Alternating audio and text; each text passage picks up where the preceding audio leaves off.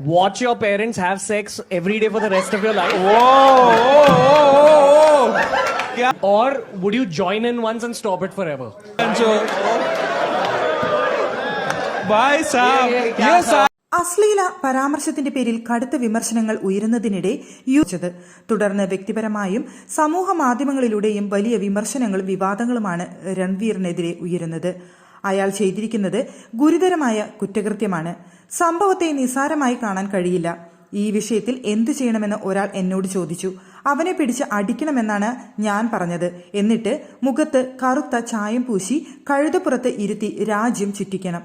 ആവിഷ്കാര സ്വാതന്ത്ര്യത്തിന്റെ പേരിൽ ഇന്നത്തെ തലമുറയിലെ യുവാക്കൾക്ക് സ്വാതന്ത്ര്യം നൽകിയതാണ് പ്രശ്നമെന്നാണ് മുകേഷ് ഖന്ന പറഞ്ഞത്. എന്തിനും ഒരു പരിധി വേണം. അത് ആവിഷ്കാര സ്വാതന്ത്ര്യമായതിനാൽ പോലും. ഞാൻ ആ വീഡിയോ കണ്ടിരുന്നു. അയാൾ ഒരു അശ്ലീല പ്രസ്താവനയാണ് നടത്തിയത്. ചുറ്റുമുണ്ടായിരുന്ന എല്ലാവരും ചിരിച്ചു. ആരും അയാളെ എതിർക്കാൻ നിന്നില്ല. എനിക്ക് ശക്തിമാന്റെ കഴിവുണ്ടായിരുന്നെങ്കിൽ അവനെ വലിച്ചിഴച്ച് മുകളിലേക്ക് എറിയുമായിരുന്നു എന്നും മുകേഷ് ഖന്ന കൂട്ടിച്ചേർത്തു. ഷോയിൽ അശ്ലീലം പ്രോത്സാഹിപ്പിക്കുകയും ലൈംഗികത പ്രകടമാക്കുന്നതും അശ്ലീലവുമായ ചർച്ചകളിൽ ഏർപ്പെടുകയും ചെയ്തതിന് രൺവീറിനെതിരെ പോലീസ് കേസെടുത്തിട്ടുണ്ട്. ഇന്ത്യാസ് ഗോട്ട് ലാൻഡ് എന്ന ഷോയ്ക്കിടയിൽ നടത്തിയ അശ്ലീല വിവാദ പരാമർശത്തിന് ശേഷം രൺവീർ 8,000 ഫോളോവേഴ്സിനെയാണ് യൂട്യൂബിൽ നിന്ന് നഷ്ടപ്പെട്ടത്. നിരവധി പേരാണ് ഇവരുടെ പരാമർശത്തെ എതിർത്തുകൊണ്ട് രംഗത്തെത്തിയിരിക്കുന്നത്.